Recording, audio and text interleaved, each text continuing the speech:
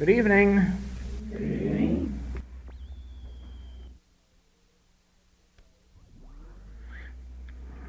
As you know, it is getting more and more difficult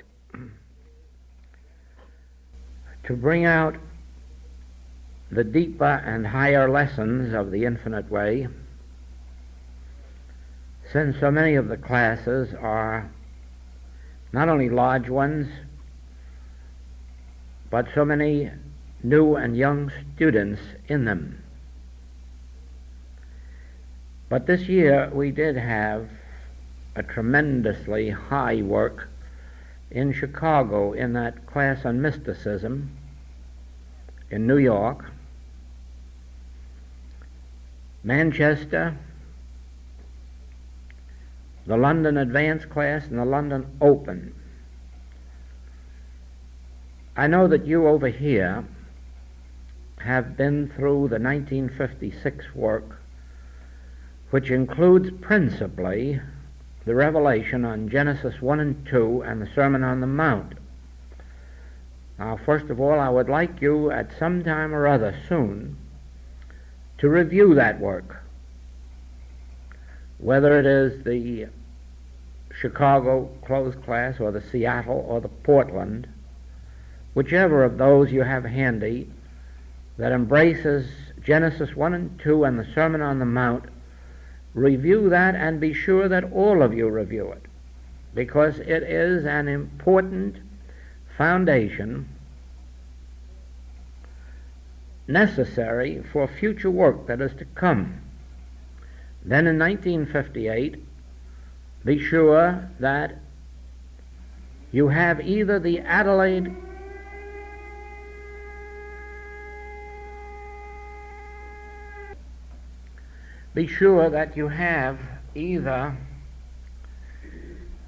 Adelaide class on healing. Oh, I shouldn't say either. Be sure that you have it. And then that you have either the London Advanced or the London Open.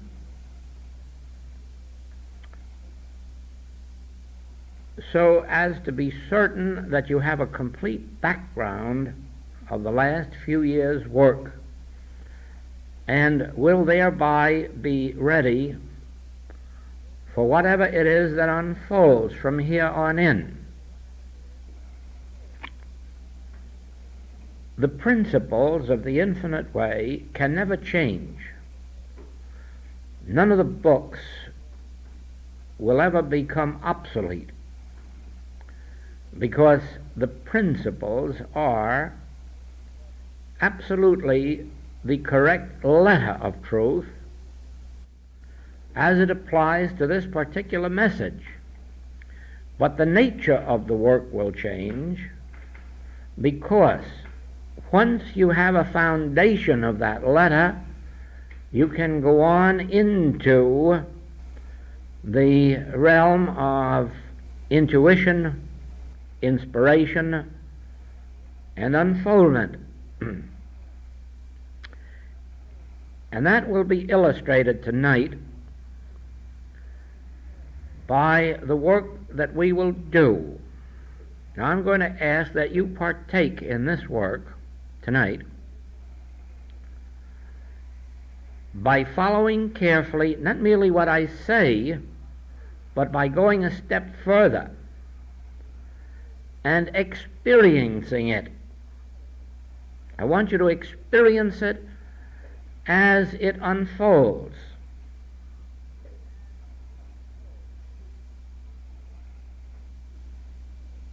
I'm going to start by saying to you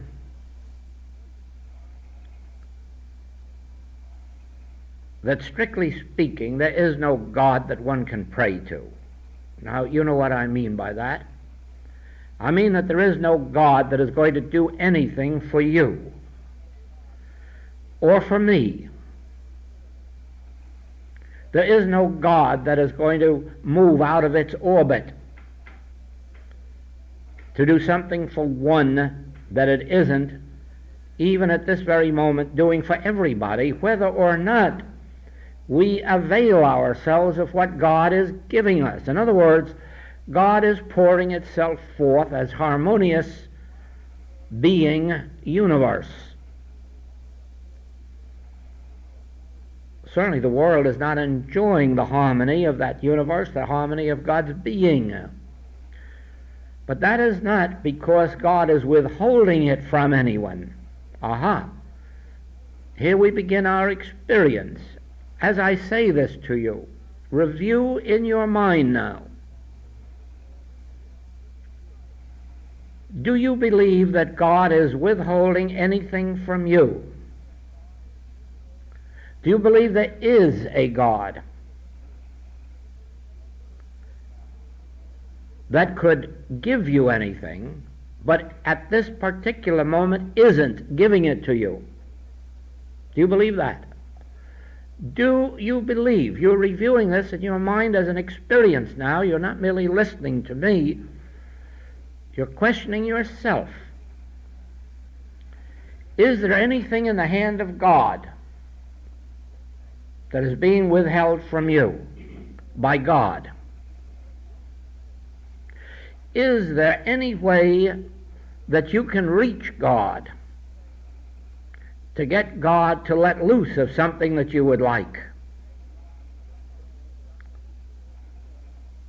Now we know that the religious life of the world is based primarily upon the belief that there is a way to influence God and to get God to act in our behalf. And I ask you, do you believe that? Do you believe that you can find a way in or out of the religious world in which you can coerce God, influence God, buy God, bribe God with money, with prayers, with sacrifices, with tithes, with being good, with promises to be good? Do you believe that any of this influences God in your behalf? Do you believe at all that there is a way to open God's hand and make it let loose of the blessings which He is withholding from you?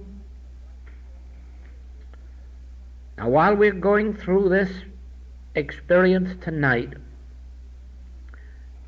release yourself from any such vain imaginings, either that God is withholding something, or that you have any power, or that you know any great master who has power or influence with God to get God to do something for you that God is not already doing. Now, of course, you already know that the sun rises and sets on a schedule that can be noted for hundreds of years in advance. The tides rise and fall on a set schedule. The seasons come and go on a set schedule. Sun, moon, and stars move about in their orbits on a set schedule without anybody praying to God to bring it about, without anybody trying to influence God. And do you know what would happen to an individual who prayed God to stop any of that? They would have no weight with God at all, would they? All they could do in the end would be destroy themselves by their vain imaginings. And so it is. A person can break themselves and end up the later years of their lives frustrated, defeated, because they've prayed for so many years and the things they've prayed for haven't come to pass. They've been good for years, or they've been regular in church attendance, and yet that for which they've been praying has not come to pass. And so right here, while we are engaged in this work, in this hour, I'm asking you to release yourselves from the belief that there is a God withholding anything from anybody, anywhere, for any reason. At the same time, you know, this will break down in you, if there is any such thing as bias or bigotry, race prejudice, color prejudice, religious prejudice. This will break it down once you begin to perceive that God is no respecter of persons. God isn't handing anything to one race and withholding from another, or handing anything to one church and withholding from another. God is no respecter of persons. Now, and Scripture is true when it says that His rain falls on the just and on the unjust. All right, now this is a practice of release that is taking place within you as we continue. I give up. Here and now, I give up any attempt to influence God on my behalf or on behalf of another. Here and now, I release myself. I release God. I no longer look to God for anything, for anybody. Having realized that God's grace is not only omnipotence, omnipresence, omniscience. God's function is to fulfill itself, and nothing is by any means being withheld. Therefore, nothing can by any means be given unto you. God is. God's grace is my sufficiency in all things. And God's grace does not have to be earned or won or deserved. God's grace is as flowing freely in the experience of this world as it is in the rising and setting of the sun and of the tides and of the movement of the planets and so forth. God's grace is free. God's grace is abundant. The place whereon I stand is holy ground, for God's grace is here. This would be true if I were the world's greatest sinner, and my realization of this truth would start immediately wiping out from me those sins and the penalties of those sins, none of which God has brought upon me, all of which I have brought upon myself by living a life apart from this recognition of God's grace. Therefore, a person in the deepest of sin, or a person at death's door with disease, a person under life sentence in prison, all can find their freedom first by releasing within themselves any desire that God do anything for them,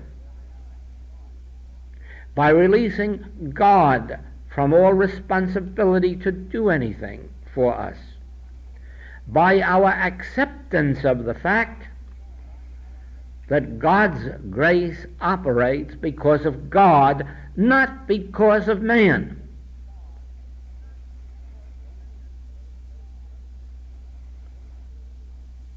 Burning candles doesn't influence God. Sitting up all night in prayer or treatment does not influence God.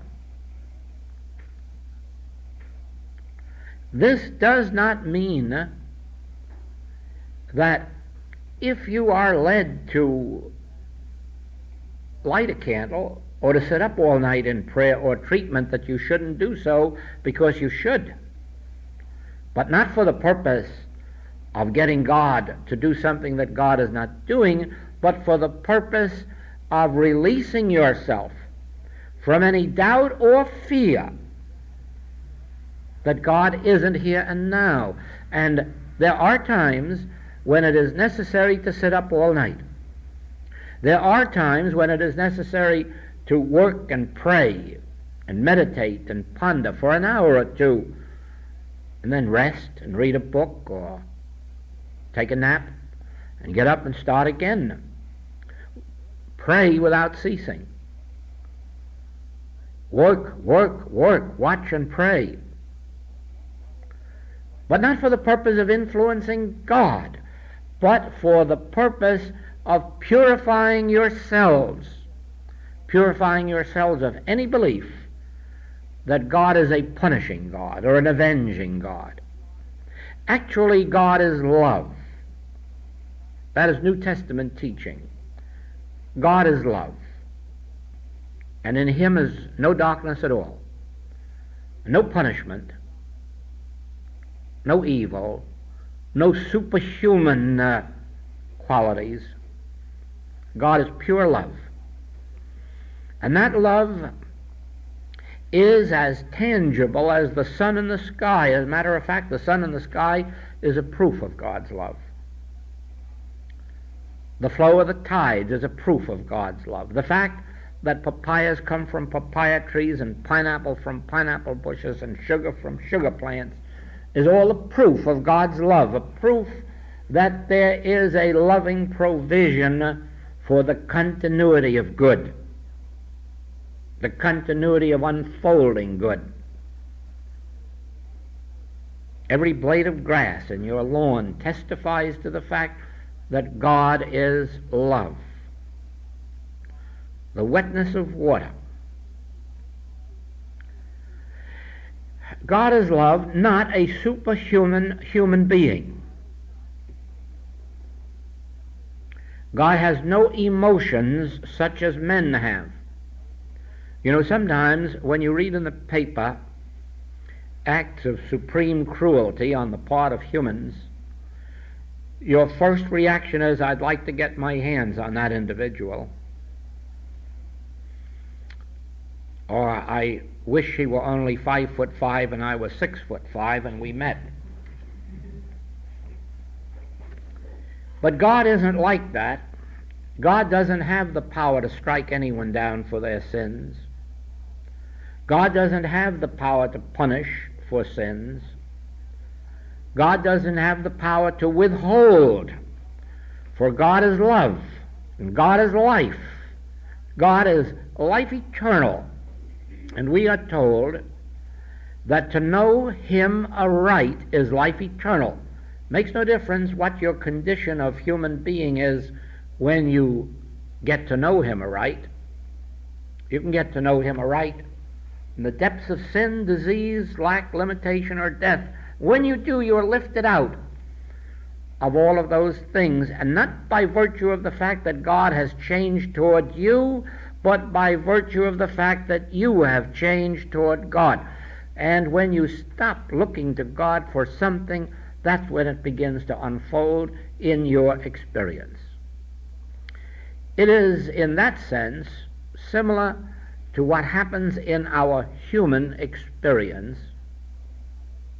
Now, I know that most of you have experienced that because this is one of our oldest subjects in the infinite way. Once you stop looking to a person for anything, for gratitude, for payment, for recognition, for commendation, usually it flows to you, all of those things. You withhold it from yourself by expecting it. And you set up a wall of defense in your husband or your wife or your child or your parent by the very act of expecting something from them. Whereas if you were to set them completely free and expect your good from your source, you'd then find that your husband or your wife or your child or your parent or your neighbor would be bringing you their gifts with open hands by setting them free.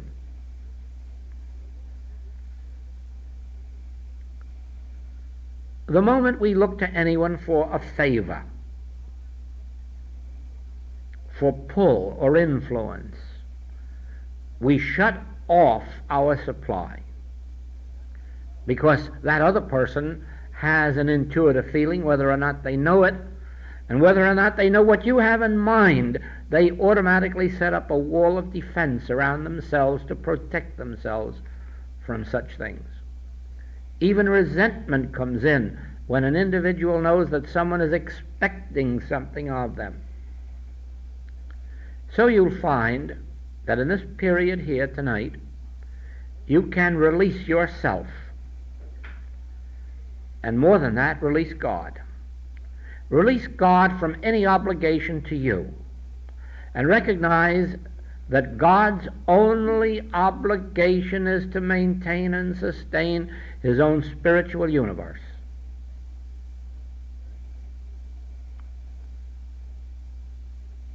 Just as you have learned not to make demands upon each other in this work, but to set everybody free to work out their own unfoldment.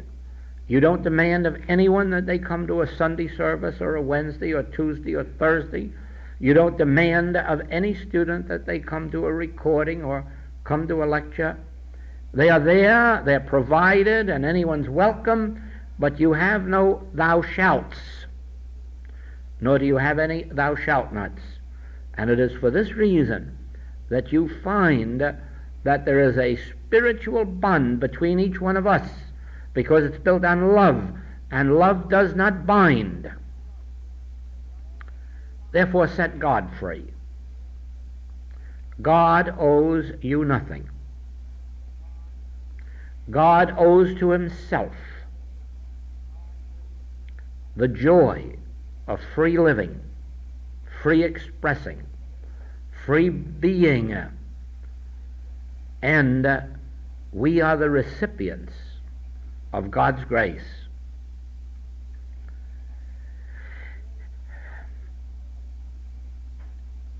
We are all bound by our concepts. The concepts that we entertain constitute our prisons.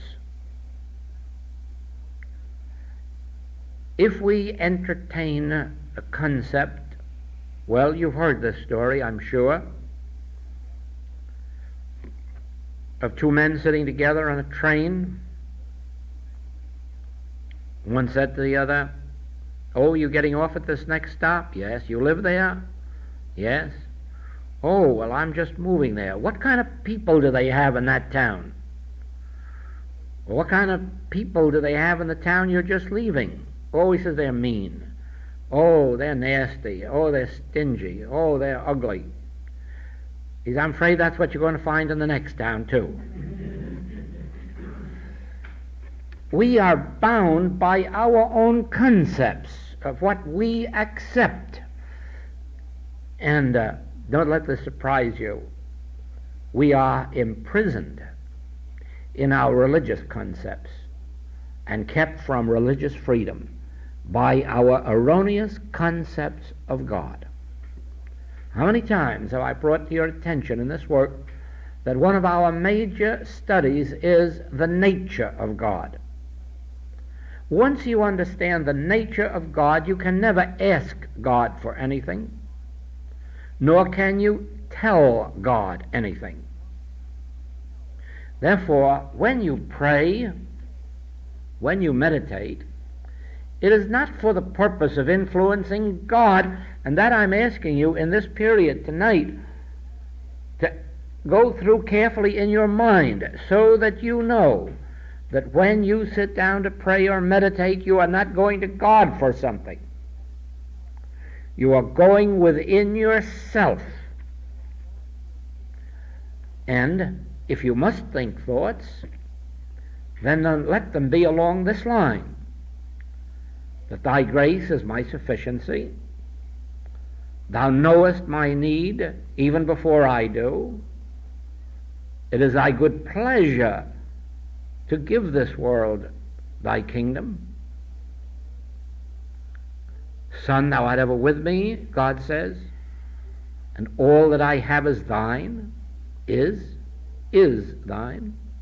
All that God has is mine. The very place whereon I stand is holy ground, because I and the Father are one. Where I am, God is. Where God is, I am. And you see, with just 1, 2, or 3 minutes of such assurances, you are now ready for the experience of inner communion, because now you have nothing more to think. You have assured yourself or reassured yourself of all that God is. Then you open your ears. Speak, Lord, thy servant heareth. And you are now ready for any impartation that God has for you. Does God ever have an impartation especially for you? No. No. God is no respecter of persons. The same message that you are to hear, anyone could hear who is tuned in. It is no different than a radio or television station. They don't have separate programs for separate homes. There is just one program going out, and any home that wants to tune in can receive that message. So it is. God is forever expressing God. God is forever expressing himself or itself. God is forever expressing truth. God is forever expressing life. God is forever expressing love. And when you tune in, you receive truth, or life, or love, assurance, comfort. The particular message is one that your consciousness interprets for you in accord with your need. There again, I will remind you of the question asked of Joan of Arc. Does God speak to you in French? And Joan of Arc answers, I don't know what language God speaks in, but I hear him in French.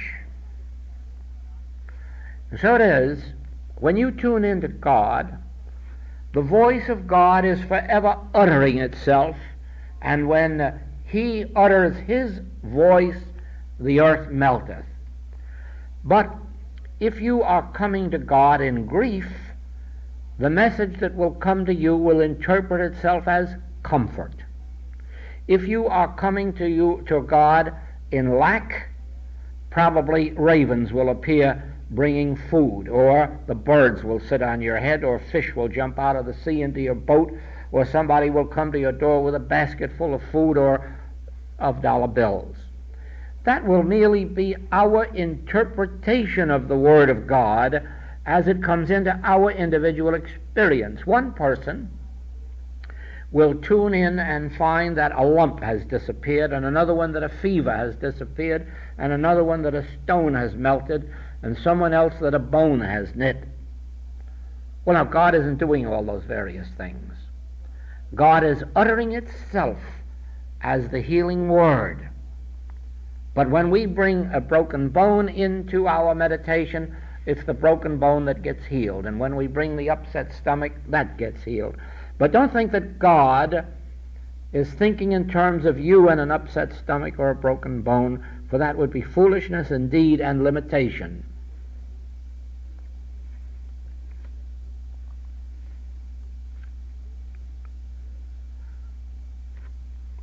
We are exercising. We're in an exercise right now in which each one of us is releasing ourselves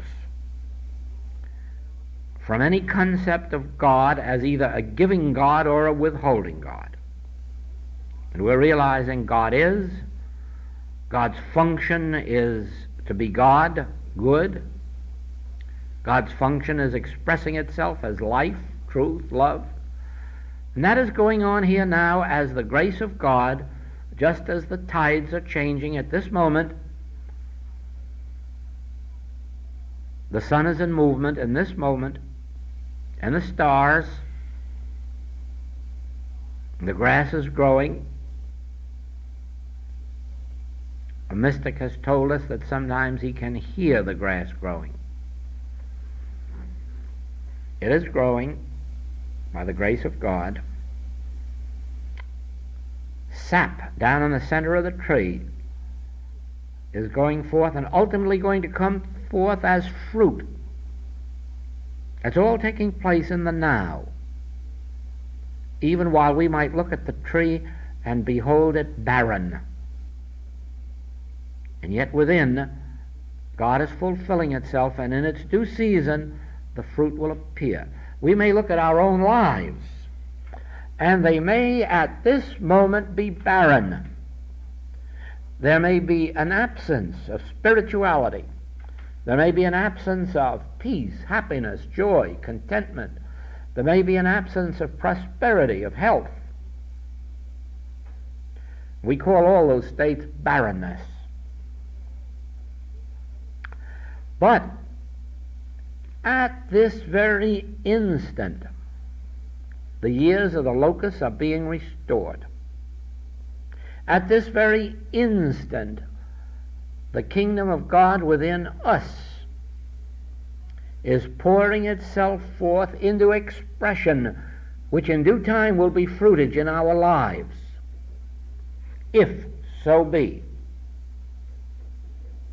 If so be, we are practicing our lesson. We are releasing God from any obligation to us. We are releasing ourselves from any expectancy that God is going to single out little you or me and do something that isn't being done at our left hand or at our right hand. Why is it true that 1,000 shall fall at my left and 10,000 at my right, and that it shall not come nigh my dwelling place? Because ye shall know the truth, and the truth shall make you free. And if you do not know the truth, you will be one of that 1,000 at the left or 10,000 at the right. In spiritual matters, as in legal matters, ignorance is no excuse before the law. If in this period this evening you can bring yourself to a complete release, where you can truthfully say to yourself, all right, God, I'm satisfied that God is being God. I'm satisfied. I ask nothing more than that.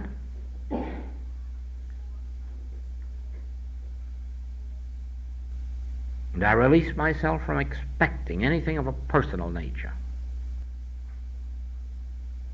I know that God's grace is my sufficiency, but not God's grace merely for me. God's grace, universally speaking, is my sufficiency. I shall acknowledge God in all my ways. I shall acknowledge God to be my very life, the only law governing me, the only substance, the all supply. I acknowledge this is a universal truth because now at this moment I am looking down into the sea and I am seeing all the fish being fed down there. And I see verily that God has placed food in the bottom of the sea for all manner of fish. And I turn my attention up into the air, and I behold that the birds are fed, that wherever they turn, there is food. God's grace has placed food in the sea and in the air, cattle on 1,000 hills. The earth is the Lord's and the fullness thereof, and it is full. Coal and oil and iron, gems, full, full, full. God's grace has filled this universe, and when travelers go from east to west or north to south, there is always fulfillment. Even in the frozen north there is food and clothing.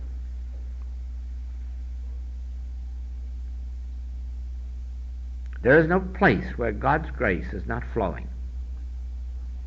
I can never be outside of God's grace while I am entertaining this truth in my consciousness, understanding the universality of God's grace.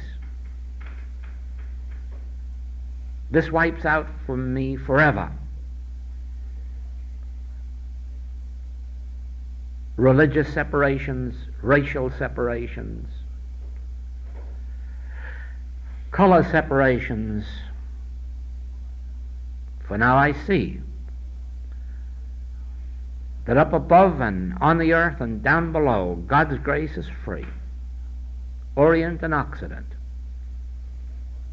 Africa, India, Europe, North America, South America, God's grace is abundant.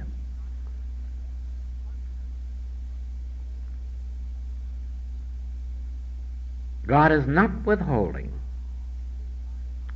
Therefore, God cannot give. God is forever in expression. And I shall live with that word is, and I will understand more than ever before the meaning of the infinite way message on is. God is, good is, life is, infinity is, omnipotence is, omnipresence is. My prayer is to know this truth, not to set forces in motion. The very act of entertaining mentally a desire for something sets up a separation from it. The very act mentally of not recognizing omnipresence sets up a sense of separation. But releasing God completely, thy grace is fulfilling itself. That's enough for me to know.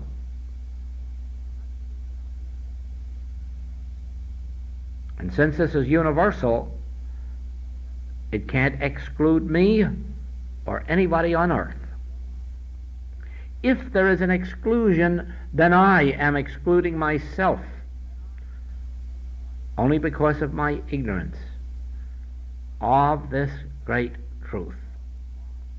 I have been looking to God to give me something or someone else. I have been trying to influence God on my behalf or someone else. I have not set God free as the infinite intelligence and the divine love of this universe. Thou all-knowing mind, thou divine love, forgive me for having intruded upon thy province. I offer no advice, I make no suggestions, and I ask for no favors. Thy grace is my sufficiency in all things.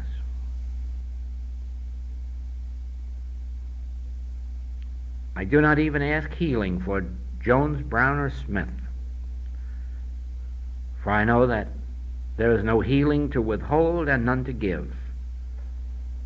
Thy healing grace is where I am, where he is, where she is,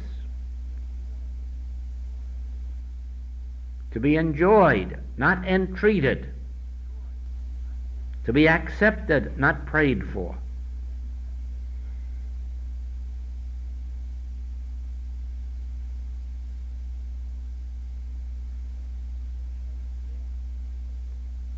Nothing can take place in your experience except as an act of consciousness.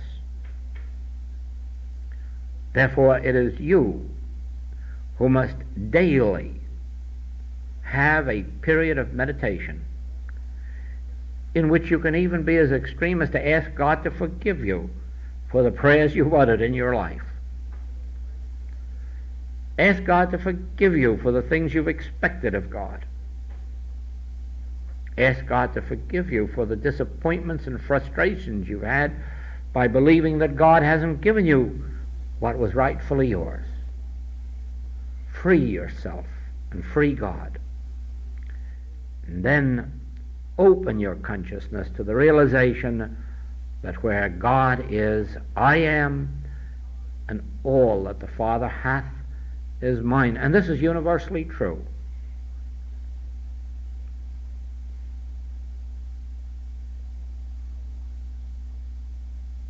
God is not a power that can be invoked.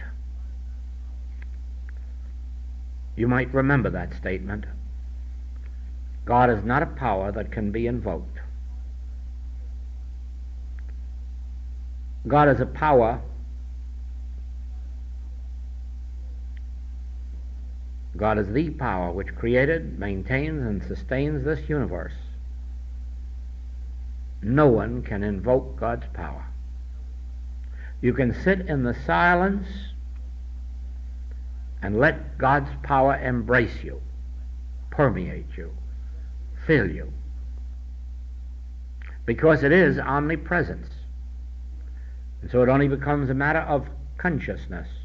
You're consciously accepting it. But you can't invoke it because it isn't absent. You can't use it because it is infinite. There's nothing to use it on. There's nobody to use it on, for there is nothing separate and apart from it itself.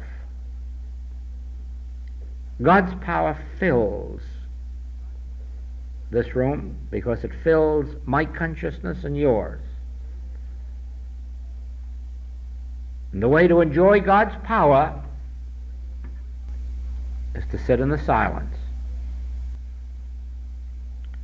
Where thou art, I am. Where I am, thou art. In a rubber boat in the ocean, or lost in the desert, up in a plane or down in a sub.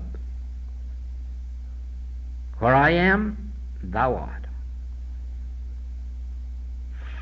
My consciousness is filled with the living presence of Almighty God. I cannot invoke it, I cannot make it so. Thank God I can't stop its being so. But I can avail myself of its blessing by this acknowledgement. There's the secret. Whatever comes into my experience has to come in through my consciousness. And so if the power and presence of God is to come into my experience, it has to come in by my consciously accepting it. Thou shalt know the truth, and the truth shall make you free. Nowhere does Jesus indicate the truth isn't here, or that you must earn it or deserve it. You must know it. My consciousness is filled with the presence and the power of God. God constitutes my consciousness. God is the substance of every fiber of my body and being. God is the very substance of my life. My body is the temple of the living God, because God is the very essence and law unto all of this creation.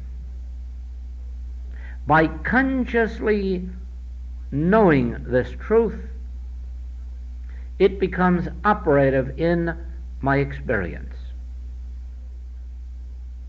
If I do not know this truth, it is as if I were cut off from it, because even though it is in my consciousness, it is not operative because I am not consciously embodying it.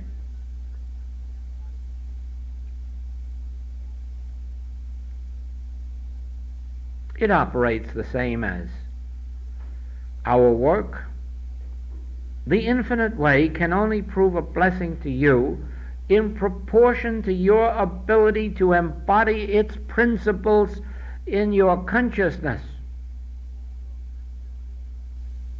That is why one goes so far with it, and another one so far, and another one right to the end of the road.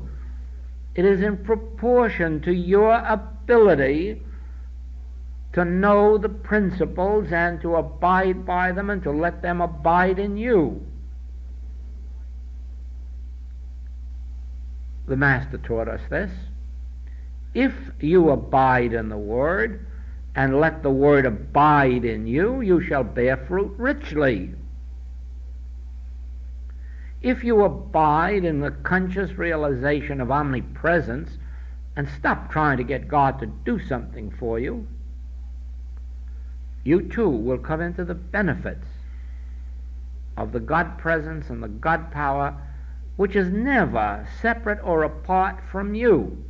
It is never separate or apart from the drunkard. It is never separate or apart from the sensualist. It is never separate or apart from the beggar. It is never separate or apart from the vilest person or the sickest one. All that's lacking is recognition, acknowledgement. You shall know the truth, and the truth shall make you free. The whole secret of Francis Thompson's poem is that he only found God when he stopped searching for God. The hound of heaven. God was really hounding him to open his inner eye and his inner ear and become aware, I am closer to you than breathing, nearer than hands and feet. And the man just kept running away from it. Till one day he fell over unconscious in the street, and then when he was thoroughly unconscious, God could come in and say, well, now here I am. I have caught up to you. And that is what the world is doing. It is running away from an omnipresent God by seeking it. Even as in all of the experiences of the Holy Grail, in every experience they start out with full armor, full of wealth and youth and health, and they end up broken. When they're sufficiently broken so they can't travel anymore, there's the Holy Grail hanging on the tree beside them, or on the ground in front of them, or the bluebird in their own tree.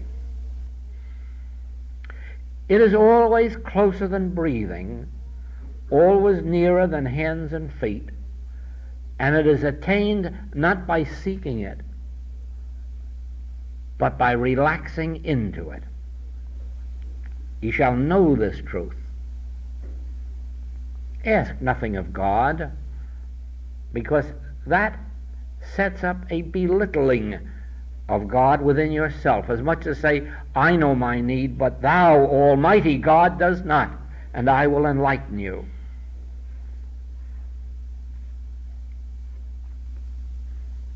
Oh no, you cannot enlighten God, nor can you invoke God, nor can you be worthy of God or deserving of God, nor can you entreat God, nor plead with God, nor use God. God is closer to you than breathing. God's grace is your sufficiency. And relaxing from all mental strain, relaxing from all mental striving, God will declare itself to you within you. And you'll find that it was there all the time. I will never leave you nor forsake you. I will be with you unto the end of the world.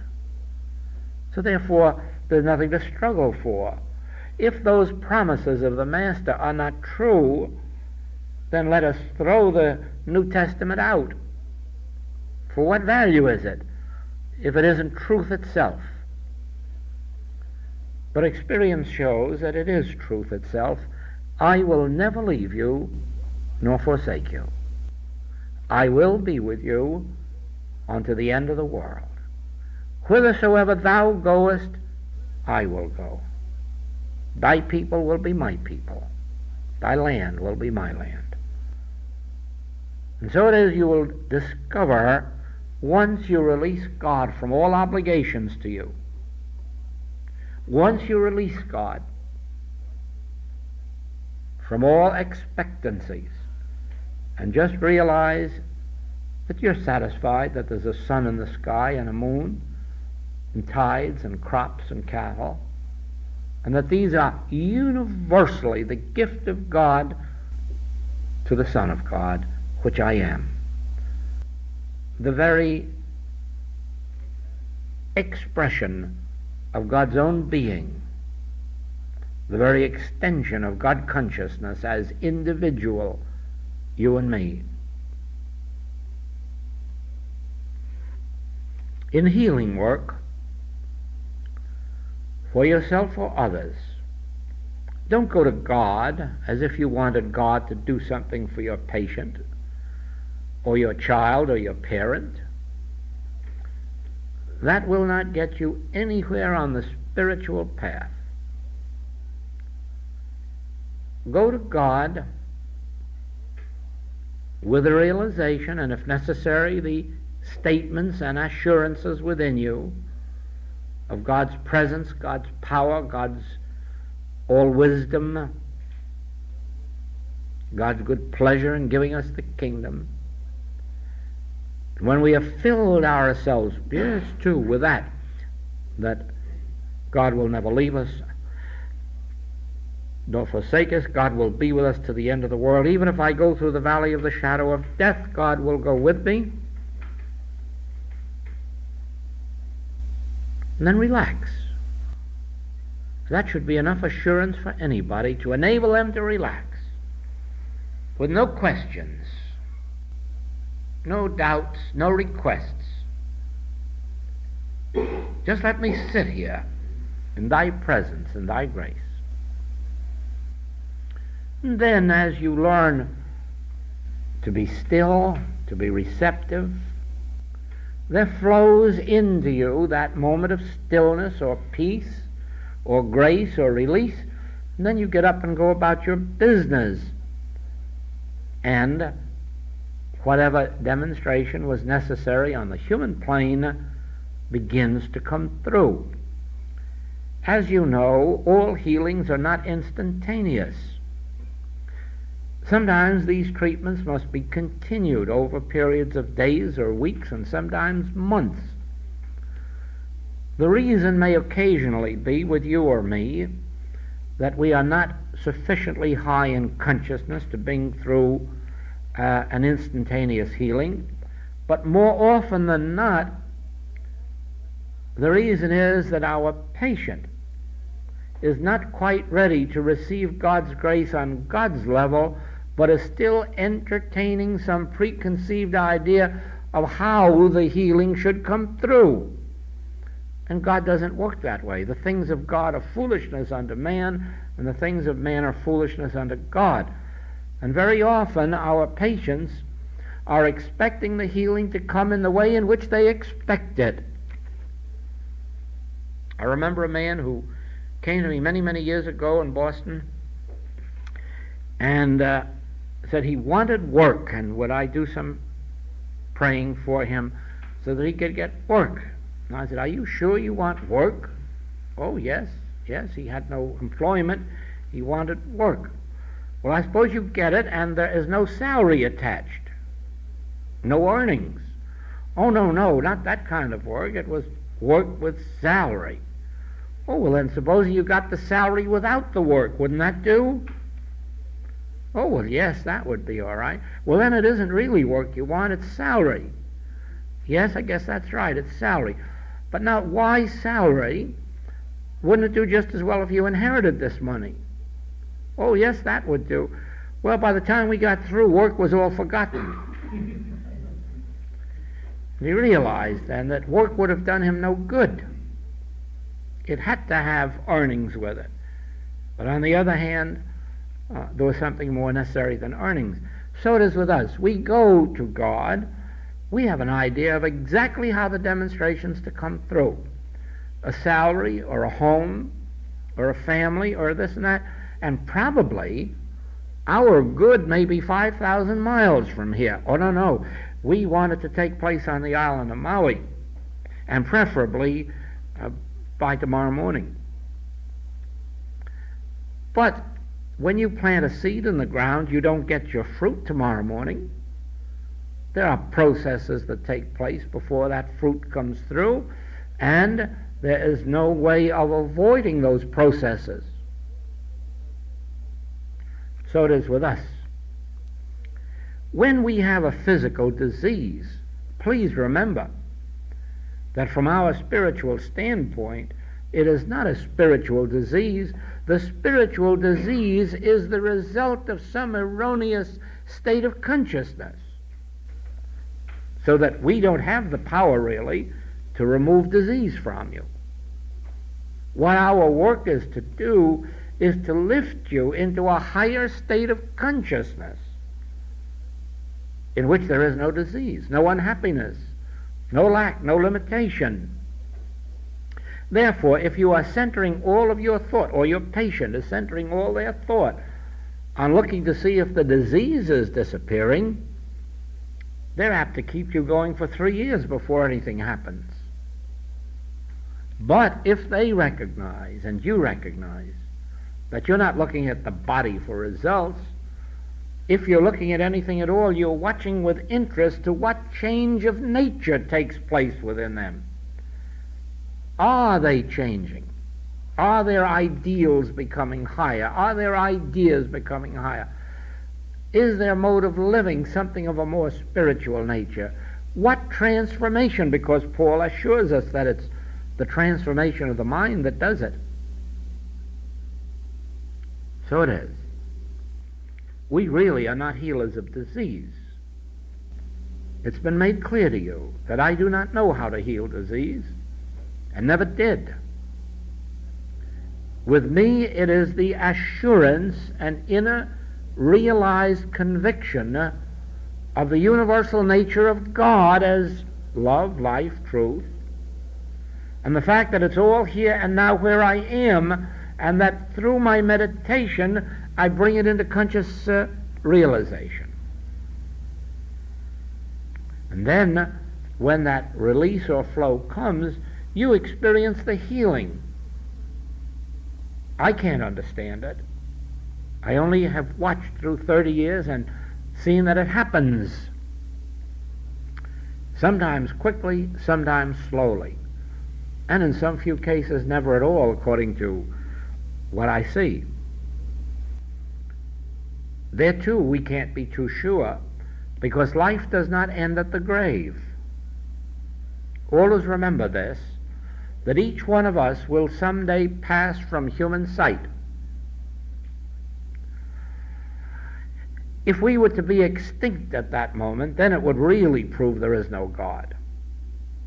Because nothing could be more senseless than for God to create life to last for 20, 30, 40, 50, 60, 70 years and then become extinct.